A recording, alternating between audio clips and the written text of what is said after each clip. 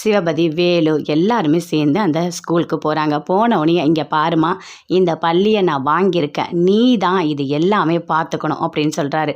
அதை கேட்டோடனே பயங்கரமாக சந்தோஷப்படுறாரு வேலு. எல்லாருமே வராங்க, வந்து பேட்டி எடுக்கிறாங்க. நீங்கள் எதுக்காக இப்போ வந்து இந்த ஸ்கூலை வாங்கியிருக்கீங்க அப்படின்னு சொல்லிட்டு கேட்குறாங்க. அதுவா, நானும் சரியாக படிக்கலை, என் பையனும் சரியாக படிக்கலை, ஆனால் இதில் இந்த ஸ்கூலில் எல்லாருமே நல்லா படிப்பாங்க, அதனால தான் நான் வாங்கியிருக்கேன் அப்படின்னு சொல்கிறாரு. 4 பசங்க படித்தா போதும் எனக்கு அப்படின்னு சொல்லிட்டு சிவபதி சொல்கிறாரு. நீங்கள் சேர்மனாக இருக்கீங்க, இருந்தாலும் பரவாயில்ல, நல்லது தான் பண்ணுறீங்க அப்படின்னு சொல்லிட்டு இருக்காங்க. சரி, இவங்க யார்? இவன் என்னோட சின்ன பையன் அப்படின்னு சொல்கிறாங்க. எங்கள் அப்பா எல்லாமே நல்லது தான் செய்வார், எனக்கு முன் உதாரணமே எங்கள் அப்பா தான். எங்கள் அப்பா இல்லாமலே இல்லை. எங்கள் அப்பா எப்படின்னா தன்னைத்தானே செதுக்கிற ஒரு சிற்பி மாதிரி, அவர் எல்லாமே நல்லா தான் பண்ணுவார் அப்படின்னு சொல்லிட்டு அப்படி ரொம்ப சந்தோஷமாக வேலு சொல்கிறாரு. அதை கேட்டோடனே சிவபதி பயங்கரமாக சந்தோஷப்படுறாரு. அங்கே வந்து சக்தி கிட்ட போகிறாங்க.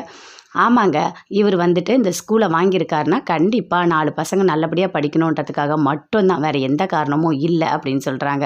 இவர் வந்து எல்லாமே நல்லது தான் செய்வார்னு சொல்லிட்டு, சரி வாங்க வாங்க டைம் ஆகிடுச்சு அப்படின்னு சொல்லிட்டு கூட்டிகிட்டு போயிட்டு ரிப்பன் கட் பண்ண சொல்கிறாங்க.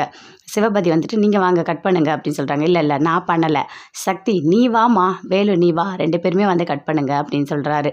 அதை கேட்டோடனே சக்தி சொல்கிறாங்க, என்னம்மாம்மா நீங்களே பண்ணுங்கள், நீங்கள் தான் பெரியவங்க அப்படின்னு சொல்கிறாங்க. அதெல்லாம் வேண்டாம்மா, நீ பண்ணுமா, எல்லாமே நல்லதாகவே நடக்குது, அதுவும் நீ வந்த நேரம் தான்மா எல்லாமே எனக்கு சூப்பராக இருக்குது, நீ கட் பண்ணுமா அப்படின்னு சொல்கிறாரு. அதே மாதிரி கட் பண்ணுறாங்க. சக்தி, ரிப்பன் எல்லாருமே ரொம்ப சந்தோஷப்படுறாங்க. சரிப்போம்மா போயிட்டு ஸ்கூலில் சுற்றி வரப்போ அப்படின்னு சொல்கிறாரு.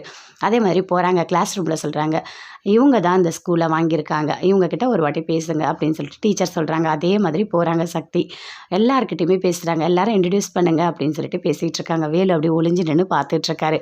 அப்படியே வேலு கற்பனை பண்ணி பார்க்குறாரு.